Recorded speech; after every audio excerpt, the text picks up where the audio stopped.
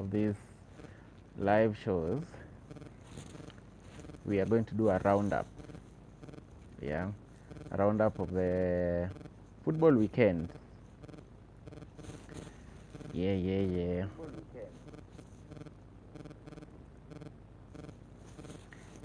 Tuangoje tuone.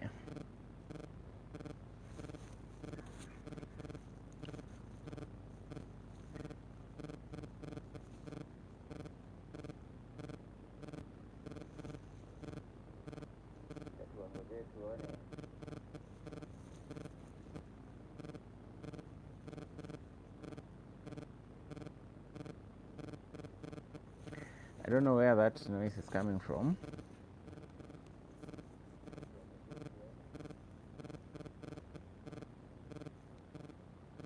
Let's see. I don't know where that noise is coming from.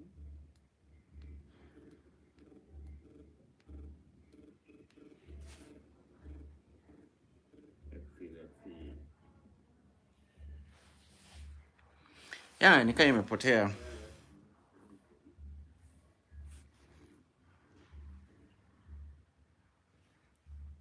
I hope so. Ukijoin kama unanisikia, please hit that like button. Smash that like button. And tell everybody that we are live.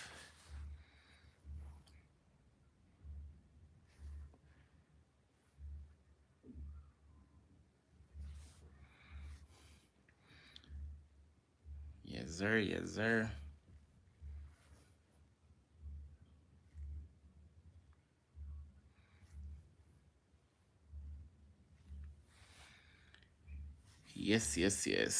Yes.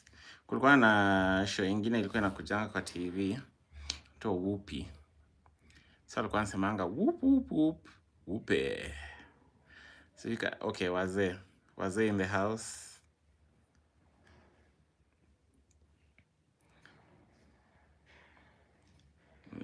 Let's see.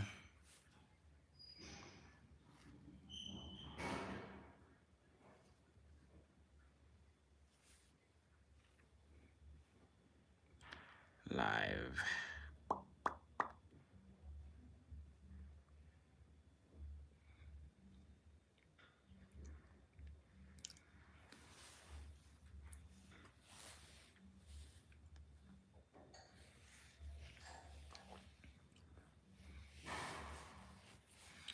Tukiwangoja pande huu.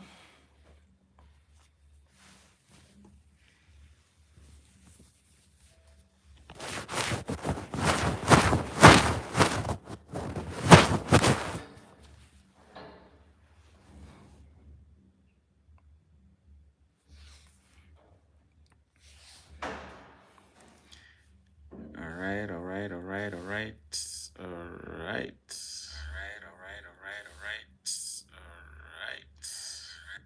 Yeah, so I guess the sound is working just fine. And yes, we can get into it. Carlos, unaweza tuma hiyo link kule kwa ile group yenye Webu alikuwa anatuma. Yeah. Let's go. So wacha tuanze. Naona tuko wawili kwenye stream. Ukiingia unagonga like, tunasonga tukisonga. And then we get to know what are your views, especially on the comment section. So please comment, like, and share this stream kwa watu wengi. So Benny Blanco from the Bronx, Cabin White. I am right back with another live video. And this time, of course, we are looking at the roundup. The roundup of football over the weekend, the past weekend. So, of course, many things have happened. There have been many shockers. There have been many surprises. There are some normal services that continued. There were comebacks. There were all that jazz. Yeah, so Karibuni sana. We go through all of this. So of course we will be beginning locally. Hapa Kenya, we see what transpired, and we get to know what your views are, especially regarding the games or the matches of interest that you had. So first of all, off the jump, before we get even into the footballing side, we had the CL All-Star 2025 at the Nyayo Stadium. This is a basketball event. Of course, if you didn't know, now you know that the basketball league in Kenya is over. The Nairobi City Thunder are the champions of Kenya. Finished unbeaten, of course, second time in a row.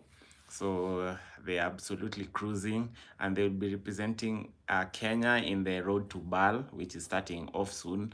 And they have also already started making up some signings on the way, and it's pretty exciting time. So I hope that you will be available when the road to BAL begins. And rumor has it that Nairobi will be hosting this one again. So when that time comes, please turn up and see what local basketball is made of.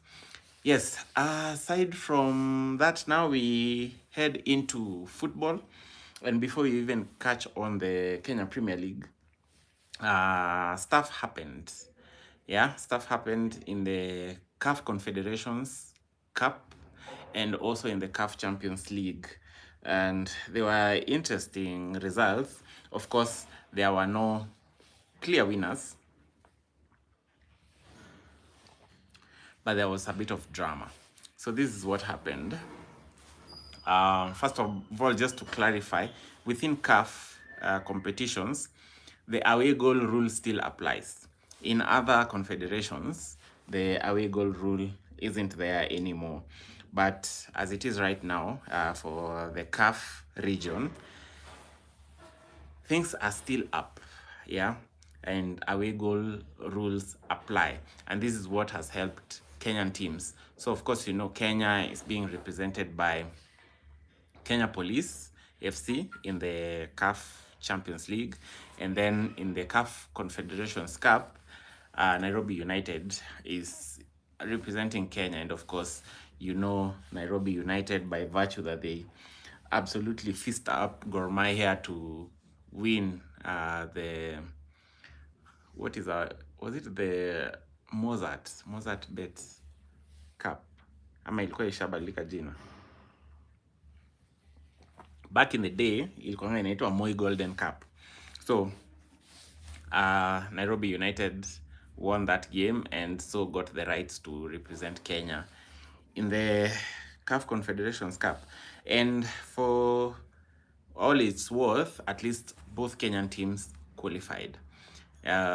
Nairobi United qualifying through an away goal, of course, because there was a 2-2 draw in Kampala because they were playing against NEC or NEC of Uganda. They drew 2-2 away in Kampala, and then the return leg was in Kenya at the Nyayo National Stadium on Saturday, and they drew 1-1.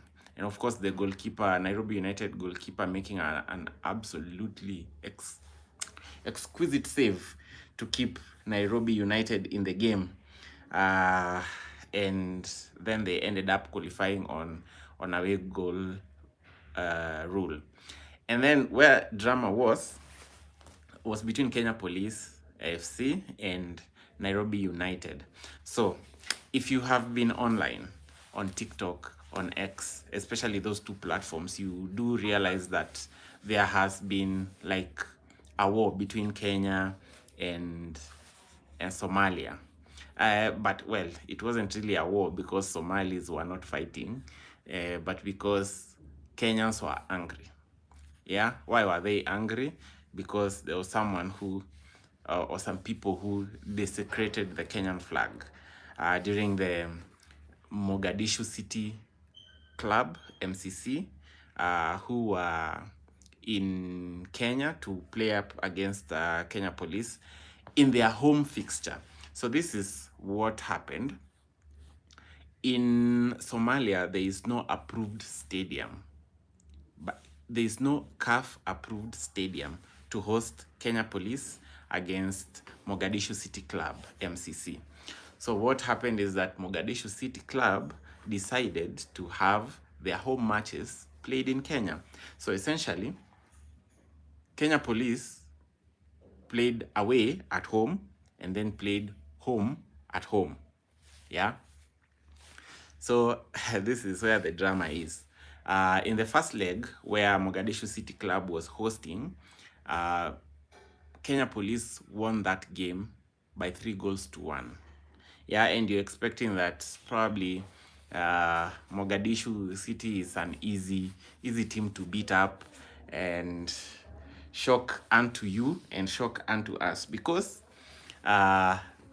when it was the turn of Kenya Police to host, yeah, because both home teams won. So when it was the turn for Kenya Police to host, they lost. They lost 2 goals to 0. So on average, the game ended in a 3-3. Yeah, 3-3 draw. But because Kenya Police had scored 3 away goals and Mogadishu City Club had scored 2 away goals, then the 3 away goals are more superior than the 2. And keep in mind that Kenya Police hosted both, not Kenya Police, like both matches were hosted here in Kenya. Yeah, so Kenya Police advanced to the next round, and then there was a complaint by the Mogadishu City Club coach saying that because other confederations have adopted the issue to do with scrapping the away goal rule, then CAF should also follow suit and do the needful, yeah, and comply with the rest of the people, or with other confederations out there. So that is what happened regarding the CAF World Championships. But then in the Kenya Premier League, things are hotting up, things are shaping up, because finally in the second week, we have teams that have already played 2 matches. There are some that have played 1, courtesy of, let's say, Nairobi United and Kenya Police FC having to represent Kenya in CAF competitions. So teams that was supposed to play against them didn't play. Yeah. And then now they did not manage to play 2 matches. So for the matches that were there, Mathare United, no, let's just start from when? From Wednesday. Yeah, Ulinzi Stars playing up against Kariobangi Sharks, which ended in a barren draw. And I was having a discussion with my brother, Webu. Most of you know him from the shows that we have been having here. And this game also had like a draw written all over it. Ulinzi Stars being the host, and it wasn't anything boring per se, but it really did just end up in a 0-0. And so Ulinzi dropping points for the first time. Remember, in the first match they won against Moranga Seal, so this makes them have 4 points into the season. And then in the next match on Friday, KCB was hosting Mathare United. Now, in the first matchup, KCB, being coached by Matano, faced up with Tusker FC. And personally, I thought Tusker was going to win. Even my brother thought so. And then KCB won. And then now you're thinking, wow, KCB is really in this thing to win. Because Matano also said that he's not also here to play. So what happened is that in this matchup, Mathare United claimed the 3 points, winning 1-0 against KCB. So KCB didn't manage to get any goal out of this. And Mathare United, considering that they had lost the first match against Posta Rangers, who are also proving to be quite an interesting team heading into this one. So in the Lactalax derby, which happened before, so that's between Mathare United and Posta Rangers. Posta Rangers won that game 2-1. And you could be thinking that probably it's going to be peak for Mathare United, going to face up against KCB, who have beaten Tusker. Tusker, who is considered by many like one of the title contenders. But then again, also football doesn't work that way. Mpira hudunda. So what eventually happened is that Mathare United won 1-0 against KCB. Yeah, so that's for Friday, for the midweek matches. And something that I was ranting about, especially when this week was starting off. No, last weekend there was a video I put out. It was a rant, and it was about scheduling of KPL matches, or Kenya Premier League matches, or SportPesa Premier League matches. Because how do you put a game at 3 p.m. on a weekday in Machakos, or even just anywhere, even if it's in Nairobi? Who are you expecting to go to attend that match? Because for me personally, I consider football as a working class. Working class? Is it a working class? Like, it's supported by people who are working, because you expect people to go and buy tickets. You expect people to talk about the game. So when you're scheduling these matches at a time when we cannot watch, or we cannot go to the ground to see the matches, then it's counterintuitive. Yeah. So whoever is involved, whether it's I think it's the Premier League, and also probably having a conversation with the TV guys of Azam, because I don't know if the agreement between Azam and KPL is just to show matches. As long as at the end of the season we agreed that we will show this number of matches, and so this number of matches were shown. So I don't think things are supposed to work that way. You look for the best time that people would engage, so that there is no competition per se. Yeah, so that was on Friday. On Saturday, Posta Rangers again. Now Posta Rangers beat Mathare United in the first match, and then they faced Tusker in the second one. So Tusker got beaten up by Posta Rangers 2-1. The lone goal by Tusker being scored by Kapaito, who has, over the past few seasons, has proven to be quite a good striker. So he found his way to the net and scored. So Tusker facing, or getting their second loss of the season, back to back, and Posta Rangers getting their second win of the season back to back again.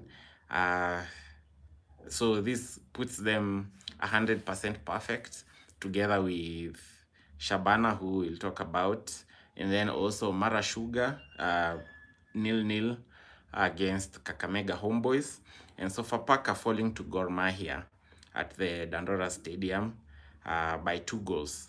One of the goals that Gor Mahia scored was like a volley from the middle of the pitch. I don't know what the Sofapaka goalkeeper was doing, like being like well advanced into the ground and allowing plenty of space for the Gor Mahia player to just hit the ball into an empty net. So Gor Mahia coming out with their first win of the season. Remember that they lost the first match against Bidco United, and there was a lot of furore, from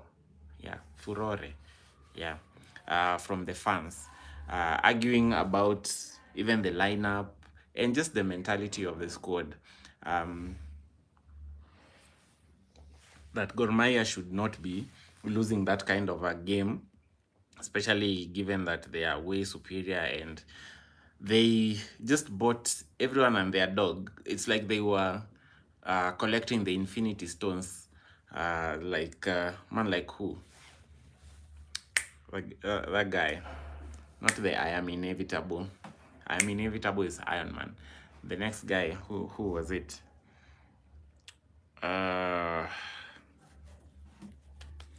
Nimesahau. Anyway, so Gor Mahia claiming the 3 points, 2 goals, 1+1 goal difference. So I think Gor Mahia fans should be happy about that. But of course, the thing that is lacking behind is the fan trouble. Not that there was this time, but considering what happened in the first matchup, I think they need to keep a cool head.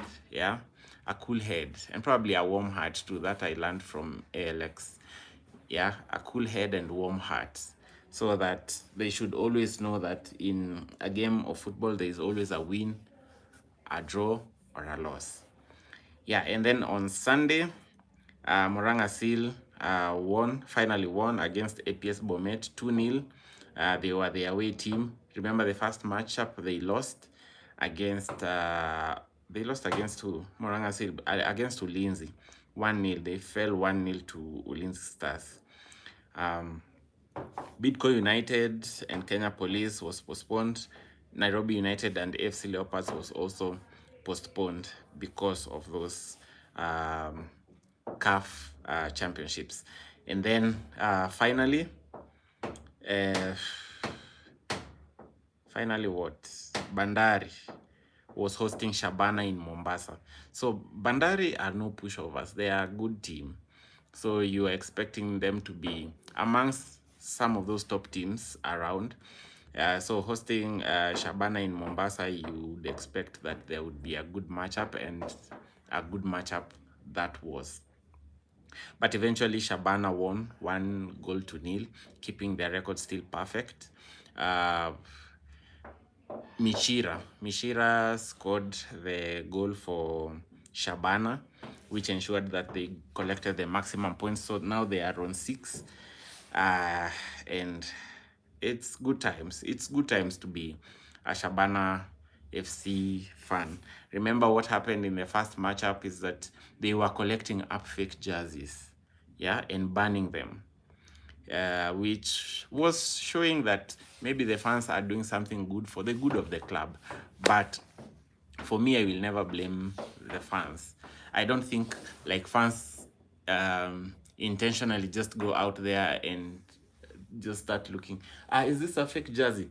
Get me this fake jersey. Is this original one? Now you put that away. I want this counterfeit. I don't think that's how it works. How it should work is that the club needs to have proper systems to enable fans to access club merchandise. Yeah. So on Tuesday, there will be a matchup between Kariobangi Sharks and KCB. Mara Sugar and Nairobi United on Wednesday. Tusker and Mathare United again on Wednesday. And then Kenya Police against Ulinzi Stars. And then on Friday at 3, this is what I'm talking about. Sofapaka host Kakamega Homeboys and Posta Rangers, who are absolutely cruising, facing off with AFC Leopards. So yeah, we wait and see. Hopefully we'll get time to see if we'll go and see this match. Yeah, so that's how things turned out in the Kenya Premier League. So now when you look at the table, as it stands, Shabana are leading with 6 points. Of course, together with Posta Rangers with also 6 points. But of course, Shabana with a superior goal difference of 3 and Posta Rangers with 2. Ulinzi Stars are third with 4 points. Gor Mahia are fourth with 3 points. KCB 5th, Moranga Seal 6th, Bidco 7th, Madara United 8th, and all of them with 3 points. So between 4th and 8th, all of them have 3 points. And then from the bottom, remember that the 3 bottom clubs will be relegated, and that's so far Kenya Police, Tusker, APS Bomet. So the fact that Kenya Police haven't played a match, so 0 points. Tusker have played 2, lost 2, and APS Bomet have played 2 and lost 2. Yes, so this is how things stand in the Kenya Premier League. So if you're joining us, kindly smash that like button and comment, give your views about how you felt the game was, and how are you seeing the Kenya Premier League at the moment. Yeah, is it living up to expectations? Are you still enthusiastic about it? Because at the end of the day, it's our own league and we ought to support it. And whenever there are things that we need to call out, of course, we also do so rightfully and call them out. Yeah. Yeah, so hapa hivi still no comments, but of course we just hope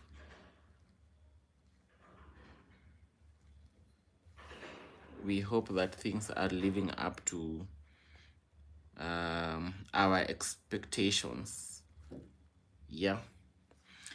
Anyway, so that's with regards to the Kenya Premier League and things happening around local football. So heading into, now we are moving a notch higher into the English Premier League. Yeah, the English Premier League served up some sumptuous matches. A lot of things happened. Many of you, okay, not even many of you, we'll just start by by Saturday. So the first matchup was an early kickoff on Saturday, pitting Brentford United against Manchester United. Are they called Brentford United or Brentford FC? Brentford against Manchester United. So, if you are a Manchester United fan, one thing that many people have been talking about is an awful record that Manchester United has been having. And this is ever since Ruben Amorim came into the helm of Manchester United. So, first of all, let's set the record straight. Ruben Amorim has managed Manchester United for 33 matches. Yeah, 33 matches. Out of the 33 matches, he has only managed to get 32 points out of 33 matches. Yeah, let that sink in. Ruben Amorim has not been able to win back-to-back Premier League matches this year. Kumbuka tuko September. Actually, September is ending. He has not managed to win 2 consecutive matches with Manchester United. And then, thirdly, this is the worst start by any Manchester United side since World War II. Yeah, so it's peak. It's very peak for Manchester United. So when you post Alex Ferguson, there have been managers who have been sacked for far much worse than what Ruben Amorim is producing at the moment. So heading into that matchup, Manchester United were favorites, considering how that they did not play in midweek in the Carabao Cup, considering that they had a whole week of rest, considering that they were just fresh from beating up Chelsea. by 2-1. And okay, that also tells a lot about Chelsea as well, but we'll get to Chelsea when we get to that segment. So I think everyone was fit. Mbeumo, Cunha, they were all back. But then in the 8th minute, they were just trying to play with a high line, and Thiago got a through ball. Was it a through ball? It was just lobbed, and he just ran from the middle of the pitch, got the ball, went and slotted it home. As if that was not enough, in the 20th minute, he gets another through ball. They are also still playing using that high line. And I think they were thinking that it was going to be offside, but then the VAR checked and concluded that it was not an offside. So he went again and slotted it in. But then minutes later, in the 26th minute, man like Benjamin Sesko scored a goal. There were some sequences of saves from Kelleher, who is a former Liverpool goalkeeper. He made like 2 saves, but the third one went in, and Sesko started his what? His goal count. I think he just about evaded the 007 thing in the Premier League. That is, if you count every other competition, he is way past that. Yeah. So in the I think when what really did happen in added time. No, not even in added time. At a certain point, Manchester United got a penalty. And of course, who is going to take that penalty? Your guess is as good as mine. Bruno Fernandes. So Bruno Fernandes was expected to slot it in because he rarely misses penalties. The ones that we remember are pretty recent, like the one against Arsenal, and there was one that he kicked. I don't know how up to where did it fly off to. But then this time round, it's like he just gave it to the goalkeeper, and it was supposed to be an equalizer, and probably that goal would have spurred Manchester United on to do even better. But what really did happen is that Jensen went ahead and scored a third goal for Brentford in added time to make it 3-1 to Brentford. Manchester United losing that match. Now, I don't know whether it's a system issue. Is it that whatever negative things are going on around Manchester United, is it the thing that makes opponents quite confident about playing against Manchester United? Is it that Ruben Amorim has lost the dressing room? The players playing for the manager? What is happening at Manchester United, you would ask. But then again, I'm not a Manchester United fan. I'm just giving you some food for thought. Yes, so that was the first match. So hit that like button, share, and subscribe to the YouTube channel. Yes, so when you look at it, really, in terms of even some of the things that probably you'd hear Manchester United fans talking about in terms of XG. They had the most with 2.08 against 2.02. Total shots, they had 14 against 10. On target, they had 6 against 8 for Brentford. Yeah, and I don't know. Usually, the most important statistics in a football match, yeah, I always say this almost all the time, is the scoreline. And then another team that lost 3-1. But now this team lost 3-1 at home. Yeah? And who are they? Chelsea. Chelsea, Chelsea, Chelsea. What happened to Chelsea? So Chelsea Chelsea head into this match wounded because they had lost to Manchester United at Old Trafford the previous week. They almost got eliminated out of the Carabao Cup. And then now you're expecting them to bounce back. Given that they are playing at home, they should be winning this game comfortably. But then what really did happen is that Fernandes, how do you want to call him? Fernandes, in the 24th minute, scored for Chelsea, and they were absolutely cruising at this moment. And then at a certain time, you're thinking that Brighton are really getting into this game and into the faces of Chelsea. And considering that Chelsea had raided Brighton and Hove Albion of players, coaches, and all that, they should be doing a bit better. But then again, things didn't go as planned for Chelsea.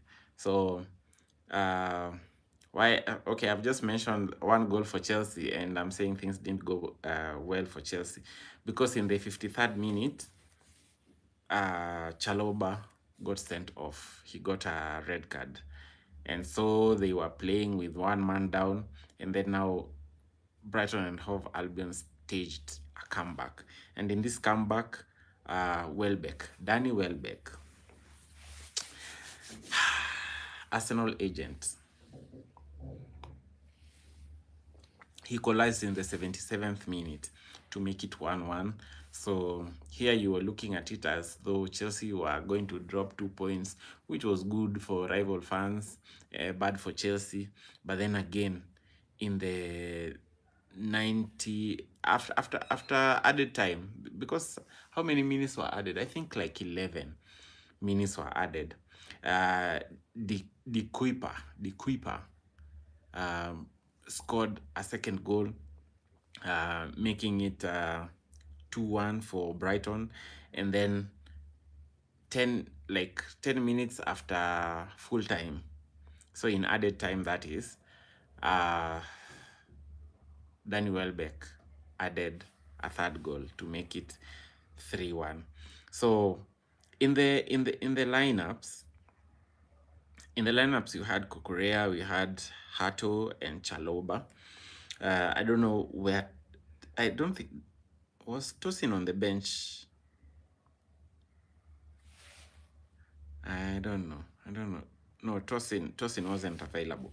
So Chalobah got sent off, and you had Reece James playing at right back, for which personally I always think that's the best thing to do, especially for Reece James. Have your best players play in their right positions. You had Fernandes, Enzo Fernandez, you had Caicedo, you had Santos, Estevao, Pedro, and Neto. Cole Palmer wasn't there this time round. I don't know if that is the reason why they couldn't find the back of the net, but Kukurea, Caicedo, and Pedro, all of them came from Brighton and Hove Albion. Yeah, all of them. And Brighton came and feasted up Chelsea at Stamford Bridge. Yeah. So I don't know. Chelsea really need to have a look at themselves and do an analysis to get to know where they stand. Because even before any ball was kicked in the Premier League, people considered Chelsea to be among the title challengers. Do they consider themselves as among the title challengers right now? You tell me, Chelsea fans, if you're here, what are your views? Talk to me. Of course, having Brighton and Hove Albion had the highest XG with 2.28, Chelsea 1.81. Total shots, Brighton 12, Chelsea 13, but on target 3-3 each. And the most important statistics in a football match, the scoreline, which was 3-1 in favor of Brighton and Hove Albion. Yeah, so that was that for Chelsea, and that was the second match of a supposedly big club losing, and then into the third match, pitting another big club against a smaller club, a smaller one. Yeah, there's a seismic difference.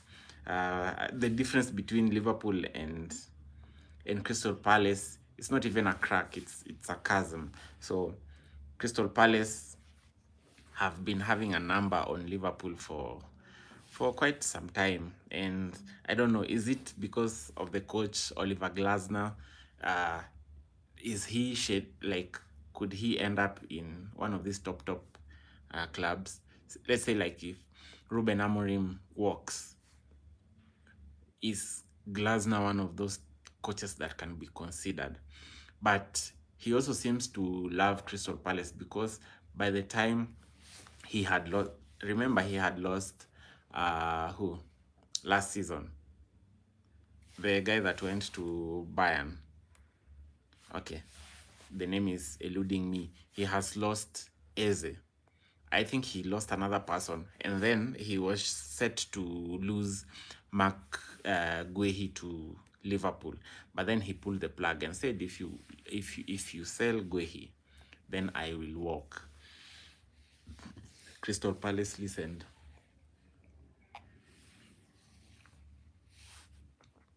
Crystal Palace listened, and they didn't sell Guehi. So heading into this match, Liverpool, of course, they have not been playing very convincing.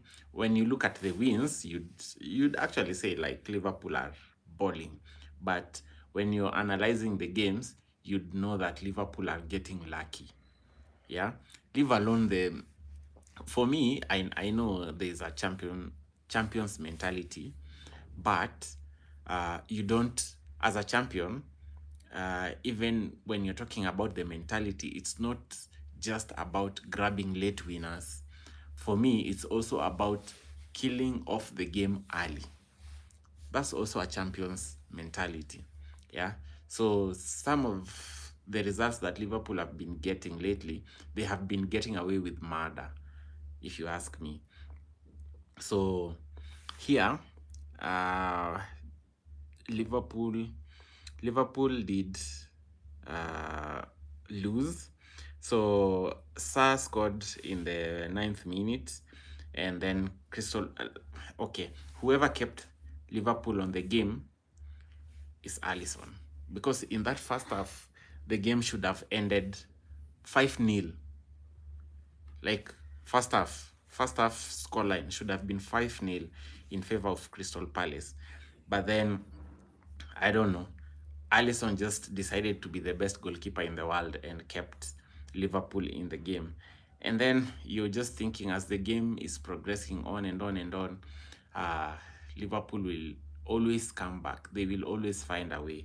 And of course, Chiesa came in and scored in the 87th minute. And at that point, you're just thinking, well, Crystal Palace should do well to maintain it as a draw, but at the back of your mind, you're thinking Liverpool will just score. But then how many minutes were added? Were they 8? No, in the Arsenal game, that was 8. In Liverpool's game, how many were they? Probably the same. In the 97th minute, Eddie Nketiah scored and made it 2-1 in favor of Crystal Palace, and Liverpool succumbed to their first loss of the season. Yeah. And for many people, they have been talking about how Liverpool will finish unbeaten, how Liverpool always find a way to win. There is no team in sight that they are likely to get a result against Liverpool. But we have seen this thing coming from quite afar.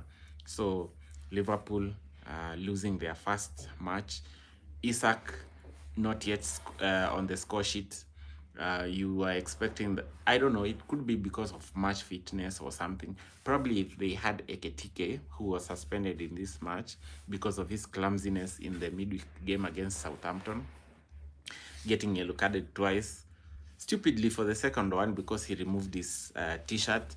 Probably he forgot that he had gotten a yellow card previously, so he got sent off. He couldn't face up against Crystal Palace this time. But I think Oliver Glasner really did, I don't know, like, he has a number on Liverpool, and that's why uh, he got the result. And so far, Crystal Palace, like, even forget about how bad Liverpool looked, but it's also how good Crystal Palace played. And so far, Crystal Palace are the only unbeaten team in the Premier League. Liverpool getting their first defeat, and then now you get to ask yourself some questions if some signings that Liverpool made were like, these were different, if they are difference makers. Yeah. So man like who Florian Wirtz, for the amount of money he came in with, you'd expect him to be balling right now. And for him, the 007 countdown is well and on. Yeah. So he hasn't gotten a goal. He isn't like ticking. Somehow you find that the other players within the system that the Liverpool system is using are the ones that are turning out and bailing Liverpool out. But you're not seeing Florian Wirtz prominently.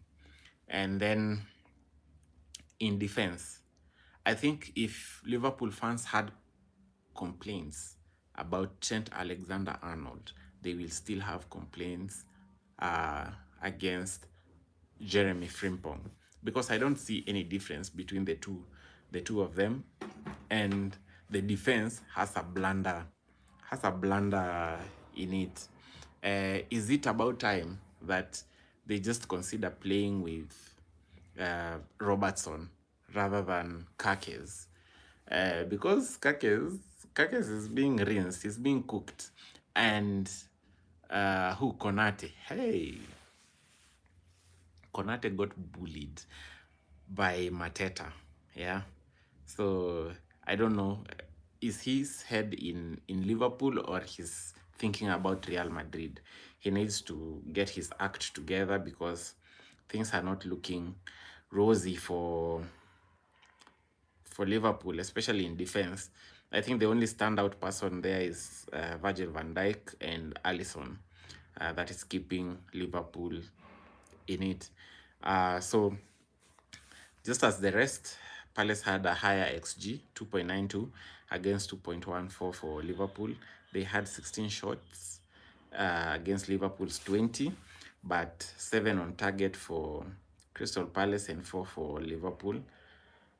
But the most important statistic, 2-1 in favor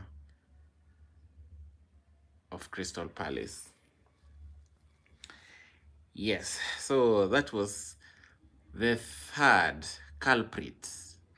So the fourth one wasn't a culprit, but it was Manchester City. And for this one, we don't even have much of a discussion. We all knew that they were going to win convincingly, and this was the right time for you to triple captain Haaland. But he did come out with 2 goals in the 90th and 93rd minutes for Manchester City. Nunes scoring for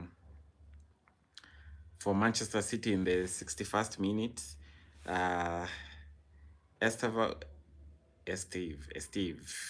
Steve for Burnley, costing them 2 own goals. Yeah, in the 12th minute and the 65th minute. And then Anthony grabbed the sole goal for Burnley. So Manchester City back to winning ways, and they are climbing. They are moving up the table steadily. Yes, so hit the like buttons. Hit the like buttons. I don't know what your thought was regarding this matchup. So for me, I just got to see the highlights later on because there were other matches that I did have a bit of interest in that I watched, because this one was a bit straightforward. It wasn't one of those interesting or tantalizing ones for you to watch. You just register in your mind that that's already a W for Man City, unless things change. And then if surprises happen, then you go and look at the highlights and you see how they performed. Yeah, so Manchester City back to winning ways. And then Leeds against Bournemouth, that also ended up in a 2-2 draw, with Rondon and Longstaff scoring for Leeds, and then Semenyo, who has been in fine form, if you ask me. And this guy is definitely destined for a bigger move to a bigger club. So, of course, Semenyo scored the first goal, which was later equalized by Rondon. And then Longstaff made it 2-1 for Longstaff for Leeds United, but then Krupi equalized for Bournemouth in the 93rd minute to enable Bournemouth to come out with a point away at Leeds. Yeah, so then again, Sunderland. Remember, Sunderland is a newly promoted side. They came out with a 1-0 win against Nottingham Forest. Goal courtesy of Alderet in the 38th minute. And Nottingham Forest, oh how no, you can't use that term to call Nottingham Forest, because I wanted to say, oh how the mighty have fallen, but they are not mighty really, but because last season they really showed that they could go toe to toe with some of these bigger clubs, and considering that they almost entered into the Champions League, they just missed out. They collapsed in the last stages of the Premier League. But then again, when you're looking at Sunderland, who have just been newly promoted, you're just thinking that, hey, probably they could win this one. But then Sunderland turned up quite well, and they won this one 1-0, and they are sitting pretty in the Premier League table.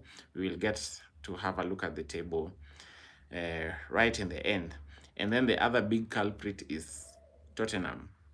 So Tottenham was losing this match. Tottenham was losing this match. In the 54th minute, Wolves, which are at the bottom of the league, had gotten a goal courtesy of Bueno in the 50th minute, or was it around 54th minute? And Tottenham was chasing the game. Remember, they just have a new manager in Thomas Frank, who has been quite a revelation at Tottenham. He's quite dynamic. He knows how to play to suit the game and not just insisting on the high line as Ange has been. And of course, we have talked about Nottingham Forest, so Ange still winless in the league. But Palhinha scored in the 94th minute to equalize and ensure that Tottenham didn't come out of the game without any points. I think there would have been a meltdown given the level of competition that Wolves served up. So looking at it, it was pretty even, and Tottenham didn't look like they were going to to score, but they even had a lesser XG, because Wolves had 1.15 and Tottenham had 0.87. Total shots, Tottenham 10, Wolves 9, on target 3-3. Yeah, so the most important statistic again is the scoreline, and this ended up in a 1-1 draw. Yeah, so I think this is one of those weeks, match weeks, where a lot of people lost a lot of money and the house won. Yeah, the house really won this weekend, because even in the Spanish La Liga, Real Madrid, who were leading at the time, got fist up by Atletico Madrid 5-2. Yeah. And well, they are not leading right now. So if you did have Liverpool, Chelsea, Manchester United, Tottenham, and Real Madrid, you had some tears to cry. And then on Sunday, we had Aston Villa against Fulham. Aston Villa winning 3-1. Of course, I did not watch this one. It was already late, and we were looking at how we will be reacting to Arsenal's win, which we are getting to. So here at halftime, it was 1-1, but then courtesy of Watkins for Aston Villa and Jimenez in the 3rd minute. Of course, Watkins equalizing in the 37th minute. But in the 49th minute, McGinn scored for Aston Villa, and Buendia made it 3-1 in the 51st minute. Well, it's quite some time since I heard about Buendia. So for me, personally, I predicted a Fulham 1-0 win, so which went against my prediction. But then, that notwithstanding, Aston Villa was like 3rd from bottom, so they weren't doing very well in this matchup. So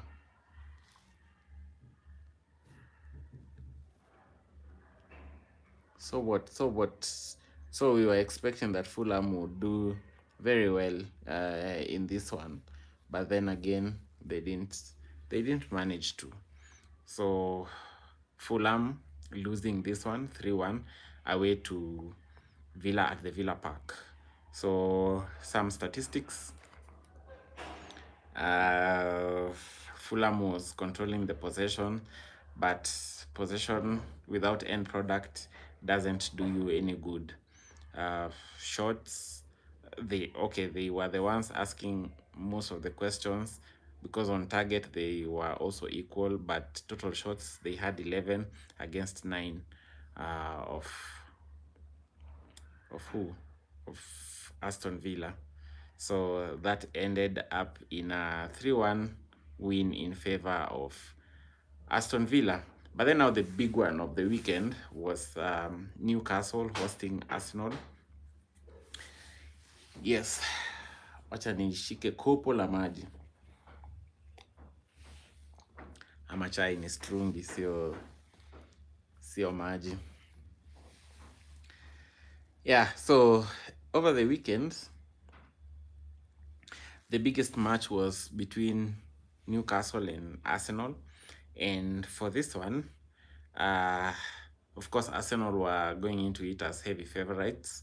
But then this match between Newcastle and Arsenal is building up to be like some kind of a derby, because these guys always throw the kitchen sink out when they are facing up against Arsenal. Or you could say that they throw the bathwater together with the baby when they are facing up against Arsenal.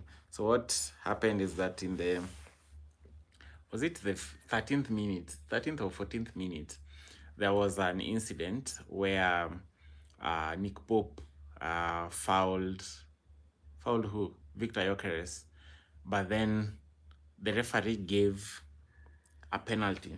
It was one of those clear and obvious ones. Even Nick Pope wasn't complaining about it. He just knew that he had messed up. But then VAR scrapped it, saying that Nick Pope got the ball first before he clamped on to Victor Gyökeres.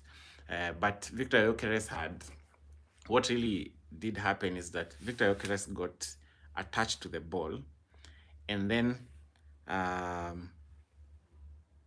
what? Then Nick Pope got attached to it last. And then you're thinking, if he got attached, I don't know if that is the letter of the law, because that challenge wasn't about getting the ball fast. You even look at the intention of it. So for me personally, it was supposed to be a penalty, but the VAR ruled it as no foul, and nobody got carded. But then in the 34th minute, what happened? Mosquera, I don't know. He just gave up a penalty, not a penalty, a corner. Okay, for Arsenal fans, whenever we get a corner, it's like we have a penalty. So that's what we usually think. And then Voltemade scored courtesy of a header. And it's interesting because it was said that he isn't good at headers because he had just scored one goal with the head the whole of last season. But then through that corner, he scored, putting it 1-0 in favor of Newcastle. He just got a slight touch at the back of Gabriel, who went down very easy. So for me, even if I'm an Arsenal fan, I don't think Gabriel should be doing that. For me, I just think he just knew that he was not going to get to that ball, so he had to act up. But then that was a goal. That was a good goal. And then Newcastle are very physical. Those guys are very physical. There was face grabbing. There was, I don't know, everything. Saka was being manhandled in that field. But then again, kudos to Mikel Arteta. He was a bit positive. And even for Arsenal, many say that was the best game that Arsenal have played so far, and especially in that first half, because they were really asking the questions in that game. So like Eze could have scored like 2 goals. Gyökeres could have gotten a goal. But then Nick Pope also decided to show why he's a good goalkeeper and kept them in the game. Timber's header was saved. I don't know. Nick Pope was just immense at that time. He was launching onto balls and just ensuring that all these set pieces that Arsenal are having do not get a chance to get in. But then substitutes were made. Mikel Merino came on. Odegaard came on. Who else? Martinelli came on. Who else am I forgetting? Lewis Kelly also came on, and Saliba, because Mosquera had to go out, I think at halftime or so, and it was now chasing the game. We had offensively minded players in that game. And then for Arsenal, there was a corner kick that they got, especially in the 84th minute, and it was started.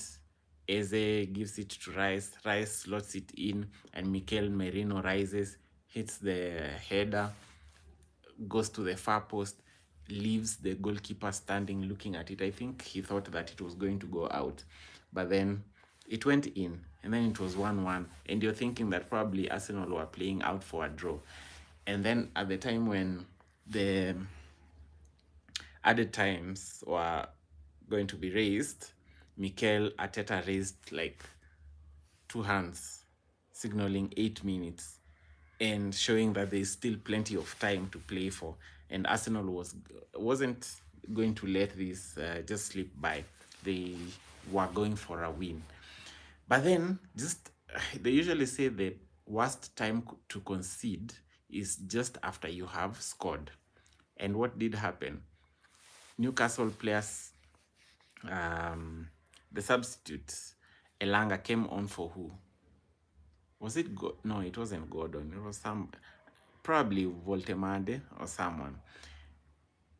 There was a handball. Yeah, so for me also, keeping the same energy, I think that should have been a penalty. Even though I don't know how they're trying to interpret things, they are reinterpreting or they're remaking football laws. So for me personally, I think Newcastle should have gotten a penalty for that one. Same way that I think Victor Gyökeres should have gotten penalty in the first half, but it was ruled not handball by VAR, and Arsenal escaped that. And then Arsenal got a corner, yeah, and it was in the 97th minute. Remember, there were 8 minutes that were added on to it, and I don't know how Gabriel Magalhaes rose to slot a header home.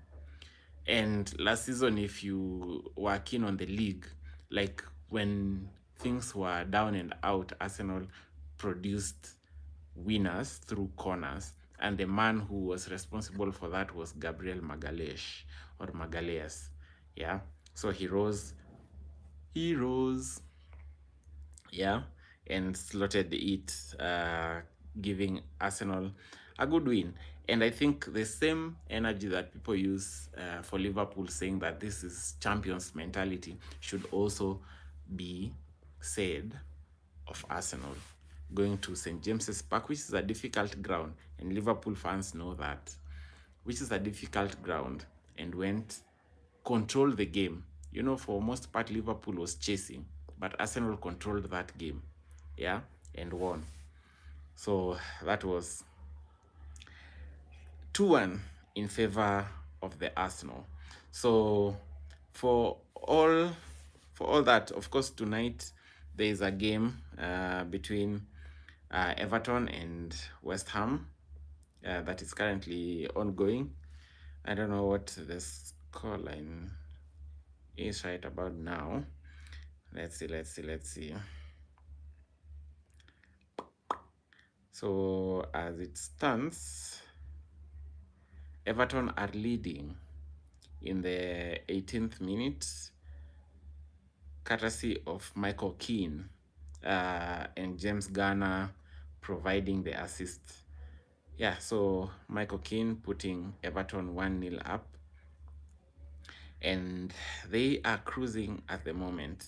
So that said, at the moment, as the table stands, Liverpool are leading with 15 points, 4 wins, 1 loss. Arsenal second with 3 wins, 1 loss and 1 draw. Palace with 3 wins and 2 draws are third. Tottenham with 2 wins, 1 loss, 2 draws at fourth. And fifth is Sunderland with 2 wins, 2 draws and 1 loss. Yeah. So for the other notable teams, yeah, the other notable teams and their positions: Manchester City are 7th with 10 points, Chelsea are 9th with 8 points, Manchester United are 14th with 7 points. So that's how the table looks like at the moment. In terms of some player statistics, Erling Haaland has 8 goals, so he's the top scorer.